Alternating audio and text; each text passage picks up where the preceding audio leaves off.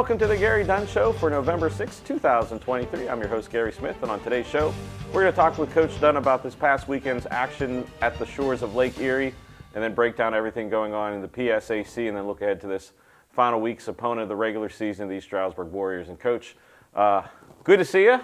Great to be back for another week. It's a long trip. I think we're spoiled in the PSAC. I've been in some leagues where you don't know what a long trip is, a 3-hour trip. We could do that standing on our head. So, now, great weekend. What we talked about last weekend, nothing better than Erie in November. Thought we went up, really liked the way our guys handled the trip and came out in the first quarter ready to play. Well, I tell you what, I mean, first of all, it was a beautiful weather day for November in Erie. It's about 55 degrees, a little bit of rain on and off, nothing major. But when your team came out for warm-ups, you could tell that there was just that switch was on. It wasn't. Sometimes you can tell a team's going to take a little while to warm up. You guys were switched on and ready to go. Yeah, we had talked about it a week ago that I didn't think we came out of the locker room ready to play, and that's not who we want to be. That's not who we are. Our kids, we discussed it frankly in team meetings this week. I thought we had a really good week of practice. So, I felt us. We have a routine that we follow when we're on the road, and we walk through stretch and walk through right before we get on the bus to head to the field. And I felt that our guys were ready to go at that point. Now, you never know as a coach. You're dealing with 18 to 22, 23-year-olds. But I just felt our energy and our mood was better than it was a week ago. And I think, I know we'll talk about all three phases, but I thought we played probably our most complete game as far as offense, defense, and special teams.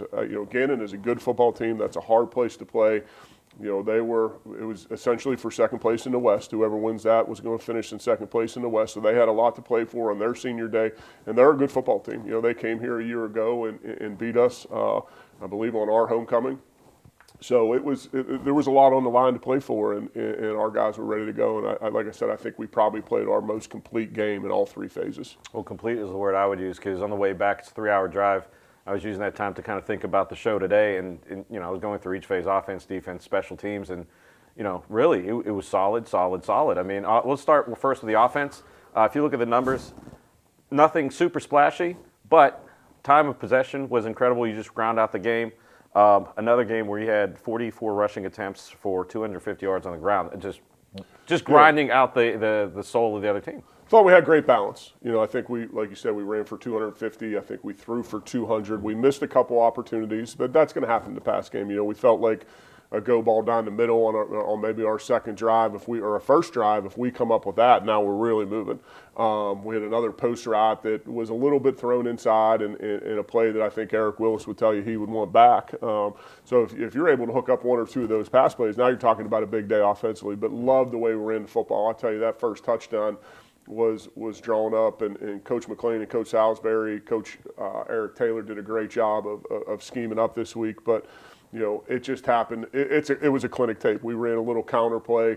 The guard kicks out, the fullback gets his guy. We cracked in on the safety, and Diave Johnson had a big game blocking, and it was kind of his coming out party catching the football, but threw a great block, and we go untouched for about 30 yards into the end zone. And anytime you can have a run play where it's that wide open, your guys are doing good things. So I thought we were, we worked. And Gannon's a good defense. They don't give you a lot. I think that going into the game, they were giving up 100 yards rushing a game, and to run for 250 on that group was good.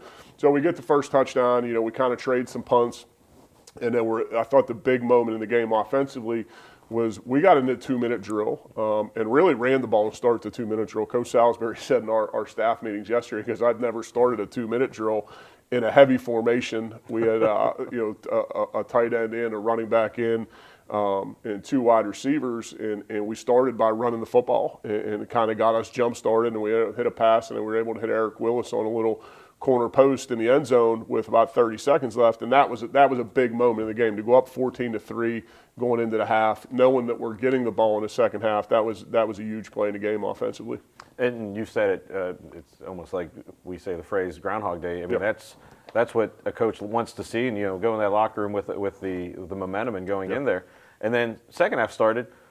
Again, great drive. Didn't end how you wanted it to, but you took up a lot of time and just kept continuing to get momentum on your side. Yeah, we threw an interception in the red zone, and that was the one part offensively that I thought was really our only maybe mistake of the day. They showed a coverage and give Gannon credit. The kid made a nice play, but we just didn't make a good read. Davis checked to a play that we've had some success on this year, and he didn't read it out. He got so excited that he thought he had it and didn't read his guy. And I sat next to him on the he sat behind me on the bus on the way home. And we talked about that play, so that's 100% on me. So he's still learning and growing, but we've got to get rid of those red zone turnovers. I think we've had 3 now where we're taking points off the board. Anthony Becote's doing a good job, and I thought Anthony played really well. He had some great kickoffs, but he also made two field goals that were big field goals at the time to put us up. The one put us up 21 points, and then the other one put us up, 3 scores again. They were big kicks, but we got to get out of that turnover in the red zone deal. And other than that, I thought we were clean. I thought our defense played well too. I'm sure we're going to flip to that. Yeah, defense. If you look, the stat sheet is just filled with tackles for losses, pressures. The human torpedo, Matt Toby, another 11 tackles. Your defense forced a key turnover in the second half that kind of really started to shut that door on the Gannon offense. But like I said, 7 tackles for losses for a total 35 yards, 5 sacks for a total 29 yards, the 1 turnover, 7 pass breakups. And after the Gannon there was an injury with Gannon quarterback, but the backup was running for his life the entire time. Probably hoping he stayed on the sideline. I was hoping he wasn't going to run much. But no, I think the turnover was a big point in that game. That kind of gave us all the momentum. We ended up converting a touchdown after that. I know Diave Johnson had a big play. We came out in the second half. He had a huge catch to kind of flip the field. He had a big catch on that drive, a post route to get us down to the 1-yard line. And I thought our red zone offense was good. But, yeah, that turnover was huge. And, we thought we would see both of their quarterbacks. They've played 2 of them. The one that played that unfortunately ended up getting hurt, and the other one, 2 totally different style kids. So we were prepared for both. But it's tough when you're in a game and you get into the rhythm and the feel of a game, and then they switch to a quarterback who's more of a running quarterback who we knew was going to get to his first read, and if it's not there, he's going to tuck it down. We knew they were going to have some design quarterback runs. So I thought we did a good job adjusting to that after maybe their first possession with him. But our defense, when our eyes are right, our leverage is right, and we run to the football, we could be a really good defense. And I thought we were Saturday. I thought we tackled well. I think they had 60 yards rushing, so we stopped the run, kind of made them one-dimensional. And then there was a point in the third quarter, I think after they scored their first touchdown in the third quarter, you could tell that their offensive coaches may have been a little frustrated because now you're getting double moves and you're getting trick plays. And I pulled our defense to the side. I said, listen, guys, we got to be right with our eyes, because right now you're only getting double moves and trick plays. They tried a double pass. Mm-hmm. They hit a big play on it out and up that they ran a bubble corner route go scheme that we made a little mistake on. But they were searching for things because our defense was playing so well. Well, I know in the press box, the very, very cramped press box on Saturday, we were sitting next to the clock operators.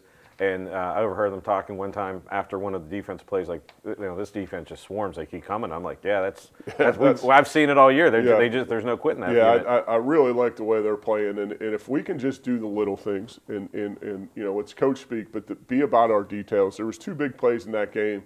One we gave out not and up that we never should have gave up. We didn't give them credit. They made plays. And then the bubble go play or bubble corner route play, our corner was supposed to sink. And, when our defense is playing really good, they sometimes they want to take chances. Just play in the scheme of the defense that we talk about every week. That play will find you. If our corner does the right thing there, I think he probably gets a pick on the ball. So we just got to keep growing and developing. They're playing hard, and I thought we tackled really well. Gannon has some nice skill kids. And I thought the key for us was we ran to the football and we tackled really well. And when we can do that defensively, we're going to have a chance. And then special teams, I thought we probably had our best day. We covered kicks really well. We converted on 2 field goal opportunities. We converted on all our PAT opportunities. I thought our punt game was good. We drop a punt there. We drop a snap, which we got to get corrected. But other than that, I thought special teams was clean all day. I think we're getting closer on our kickoff return. We were 1 block away a couple times from huge returns. So I was happy with the way the guys responded special teams-wise. Well, and sometimes that stadium is a special teams nightmare because there's not a lot of structure, and you're 8 blocks from Lake Erie. You can have wind and swirling winds. Yeah. And I thought the 2 kicks Anthony made were clutch kicks because they were no doubts. Yeah, big kicks right down the middle, and both of those were to put us up by a significant amount. So. I'm tending to. I like our offense. I'm gaining a little more confidence. I thought for sure you would bring up the 4th and 1 on our own 20 that I went for it, and we were able to get it. But I like our offense. But in those situations, to put points on the board, and I have ultimate confidence in Anthony Beacoat that he's going to go out there and hit a clean ball. But those were big kicks at big times for us Saturday. Well, let's take a look back at this past Saturday's action from McConnell Family Stadium, and then after the break, we will talk about everything upcoming. It's a big week in Vulcan football and NCAA football. You're watching the Gary Dunn Show right here on CUTV Sports 1.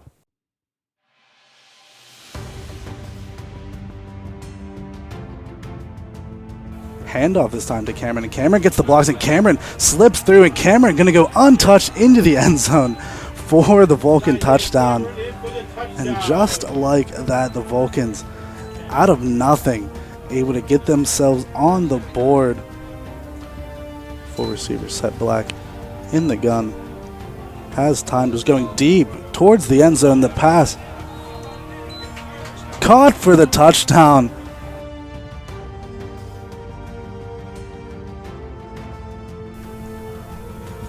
Davis Black hanging it off to Bobby Boyd. Bobby Boyd bouncing it back outside, and that will be a touchdown.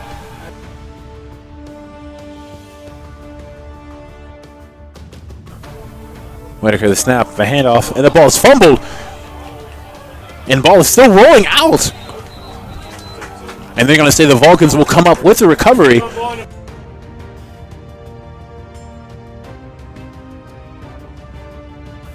Fake handoff, and it's a keep. And that is a touchdown, Vulcans. Miko back, kick is up. And it is good. Now making the score 31-10, Vulcans. Miko kick is up. And it is good.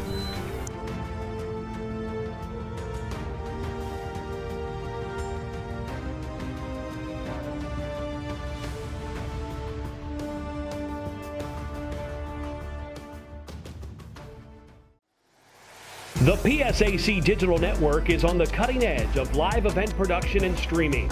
Every season, the PSAC Digital Network features nearly 2,000 contests, over 1 million unique viewers, over 26 million minutes watching thrilling PSAC competition, including 22 PSAC championship tournaments and events.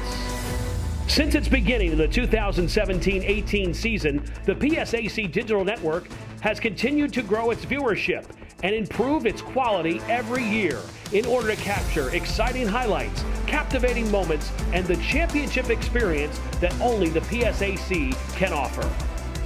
All 18 PSAC member institutions have a completely cost-free online portal that makes tuning in to your favorite team just one click away.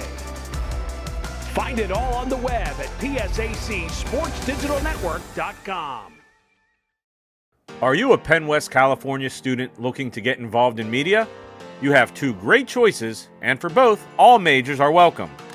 CUTV is the home for Vulcan sports. Be a part of 80-plus live games both home and on the road. We're looking for announcers, camera operators, graphic operators, and much more. There are also opportunities to develop your own shows. Go to our YouTube page, CUTV Sports 1, and see all of the content. WCAL Radio gives you the opportunity to play your music and develop your own show. Be heard locally over the air in a 40-mile radius and worldwide online. That's 91.9 FM, Power 92. SAI Media of CUTV and WCAL. Get out, join up, be seen, and be heard.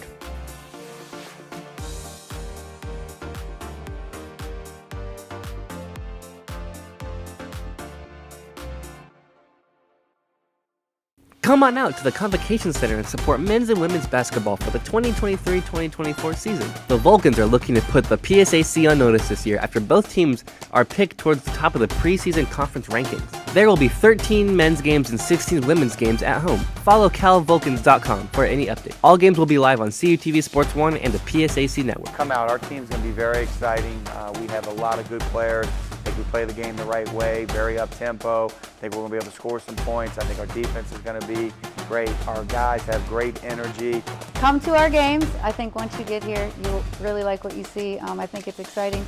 These players put in a ton of time, a ton of effort to put out a good product on the floor. And like I said, I think it's super exciting, and you'll really want to come back.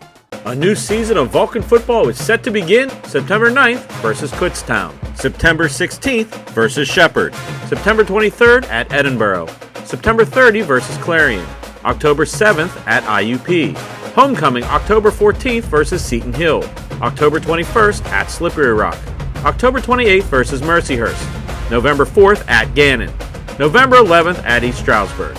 All games available on CUTV Sports 1 and the PSAC Digital Network.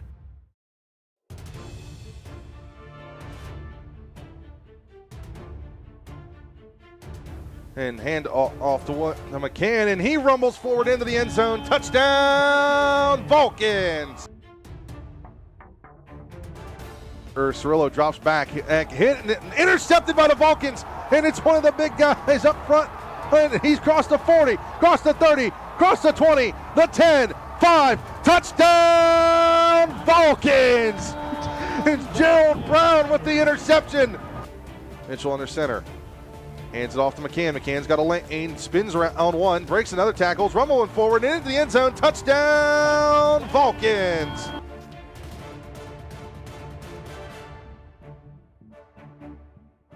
Here comes the pressure. Hit as he throws, fires, and it's intercepted by the Vulcans.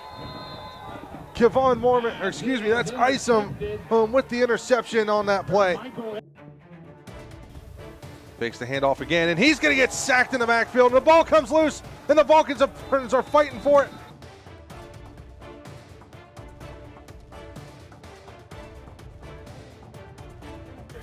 Takes the snap, drops back, fires down on the seam route, out into the end zone. Touchdown, Vulcans! It's Jaquay Jackson. Sam Martinez, and they're going to block this one. The Vulcans are going to pick it up, and they're going to have great field position as they're down around on the 2-yard line. Beatco, the kicker. Kick is up. And good. That'll extend the lead, eat another 3 points.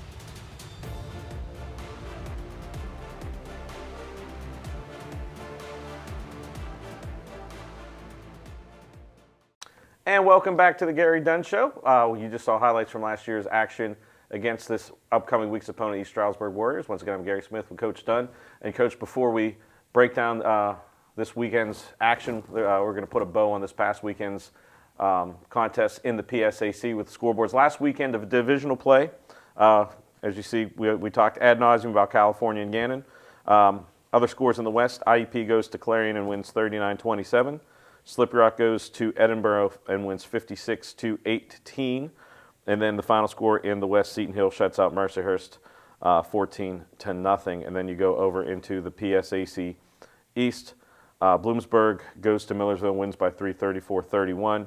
East Stroudsburg goes to Shepherd and loses 44-17.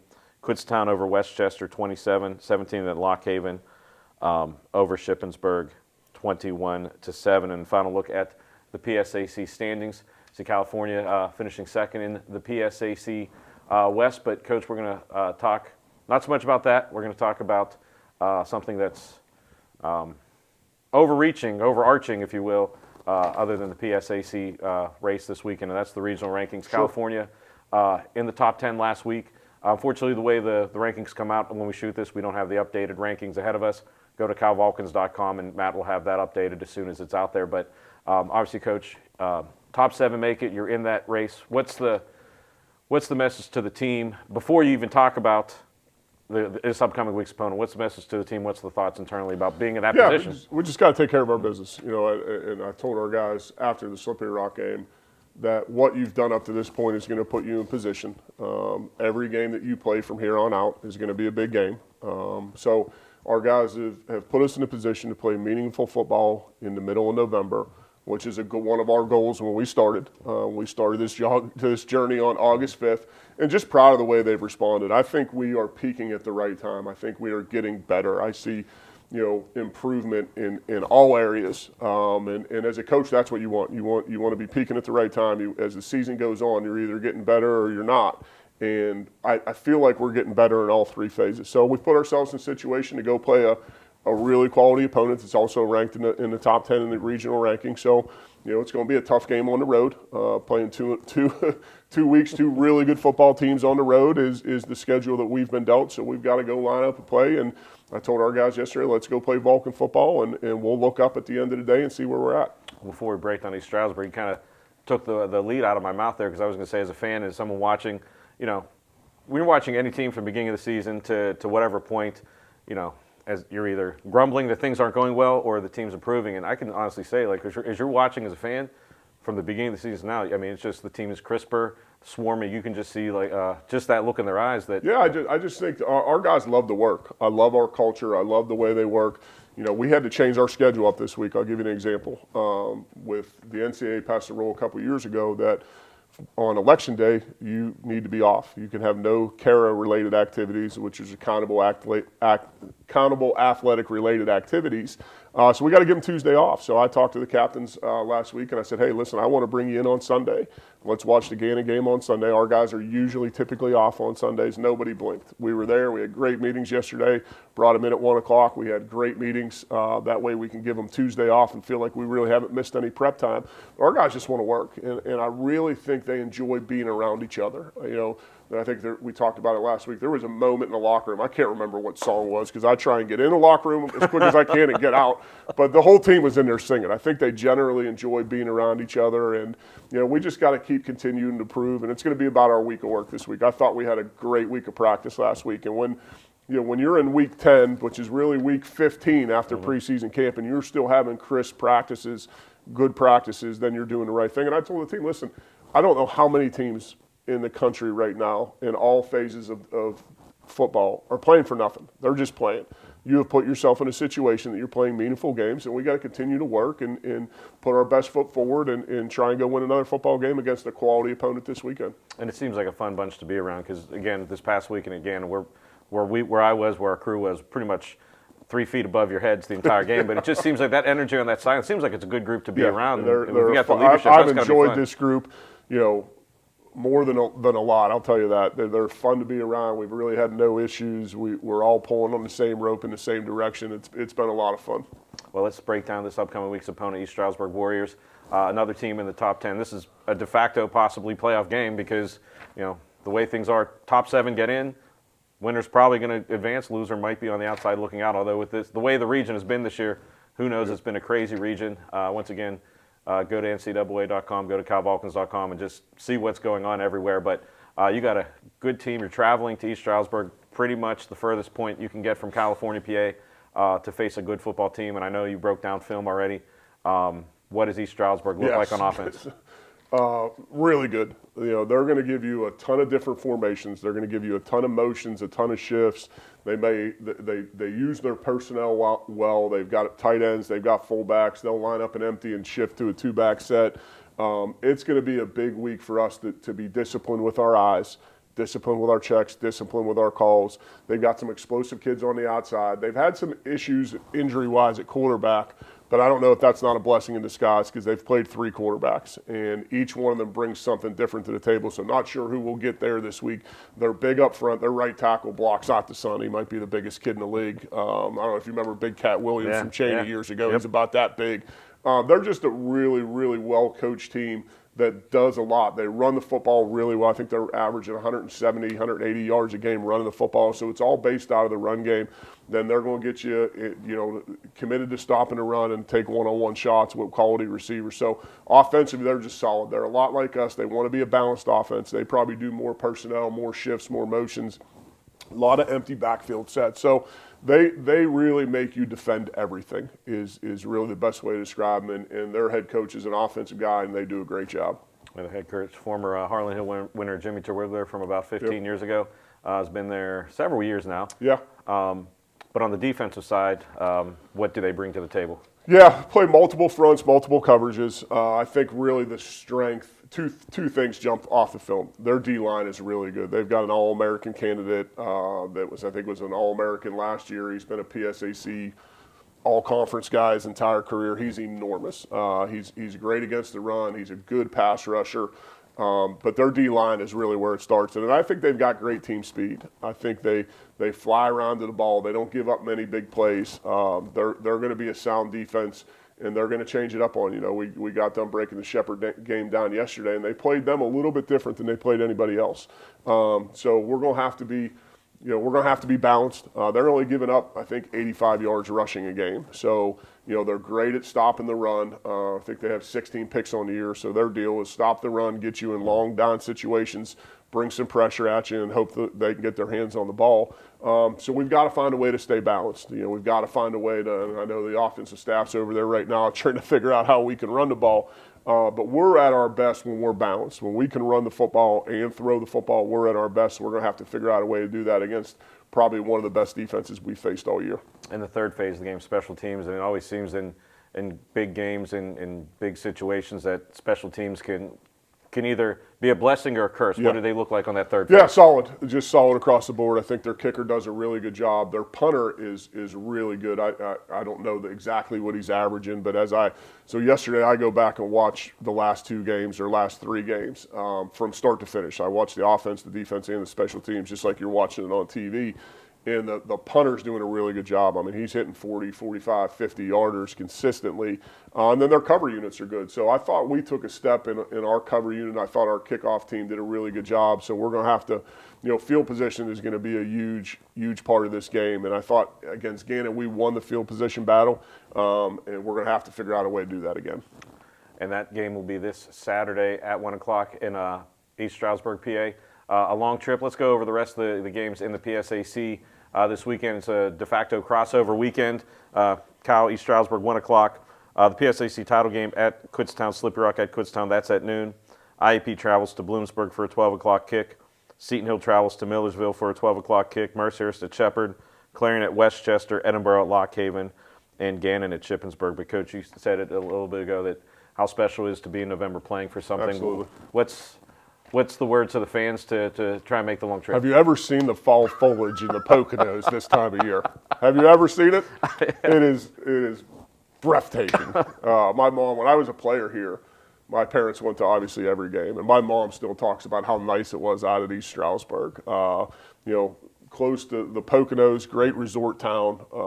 I know we're going to have some alumni there. I know a lot of my guys are on a text strand. I know my buddy Scott from New York is going to be there, and a couple of the other guys said they're going to try and make it. John DeFruzio, who played linebacker here from Philly, is going to make it over. So we're going to have some alumni there, but, I mean, the only thing better than maybe Erie in November is the fall foliage of the Poconos. Well, I tell you what, it seems like every time you get on the other side of the Susquehanna River, it just seems like your alumni army just gathers. And there's a rumor out there that Tony Todd, a running back that I played with here, will be there. So hopefully we'll have a good crew. But this is a fun team to watch. And, I know a lot of our alumni will be out there, so it'll be great to see those guys. And just looking forward to having a great day. And that, once again, is Saturday at 1 p.m. from Eiler Martin Stadium in East Stroudsburg, PA. Unfortunately, CTV won't be there, but our friends at Blue Ridge Cable will have the game on the PSAC network. So tune in, and then hopefully the way things work out, we'll be talking about other schedules and everything fun like that. But can't put any carts before any horses. One game have a great schedule. week of practice. So, well, Coach, go back to film study, and good luck this week, and we'll see you next week on the Gary Dunn Show.